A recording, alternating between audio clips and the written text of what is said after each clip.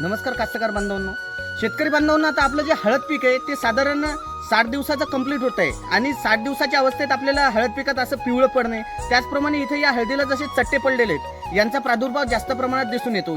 तर या दोन्ही गोष्टीवर आपल्याला एक इलाज करायचा आहे। आपल्याला काय करायचं आहे, हे जे झालेले झाड हे नत्राच्या कमतरतेमुळे आणि फेरसच्या कमतरतेमुळे झालेले आणि हे जे टिपके असतात हे तुमचं बुरशीमुळे होत असते, जसं की फ्युझेरियम, पिथियम, फायटोप्थोरा, कॉलिट्रोटिजियम आणि रायझोक्टोनिया अशा 5 बुरशांमुळे हे पान करपण्याची भीती असते। तर आपल्याला काय करायचं आहे, जे आपलं ड्रिप असते किंवा आपलं जे पंपाचं नोझल असते ते काढून आपल्याला प्रति 1 एकरासाठी जे कोणतंही चांगलं नत्रयुक्त खताचं ग्रेड आहे, जसं की मास्टर 20-20-20 झालं किंवा महाफीडचं 19-19 झालं किंवा ICLचं 19-19 झालं, हे प्रति 1 एकरासाठी 5 किलो। त्याच्याबरोबर आपल्याला जे नत्र विरघळणारे जीवाणू असतात, जसं की ॲझोटोबॅक्टर झालं, रायझोबियम झालं किंवा ॲझोस्पेरिलम झालं, या प्रति 1 एकरासाठी 500 ml आणि त्याच्याबरोबर जे ट्रायकोडर्माची एक स्पीसीज असते त्याच्यात ट्रायकोडर्मा व्हिरिडी, ट्रायकोडर्मा व्हिरिडी हर्जियानम आणि ट्रायकोडर्मा ॲस्परजिलस या तिन्ही स्पीसीजपैकी एक स्पीसीज घ्यायची आहे प्रति 1 एकरासाठी 1 किलो। हे झालं खालून नियोजन।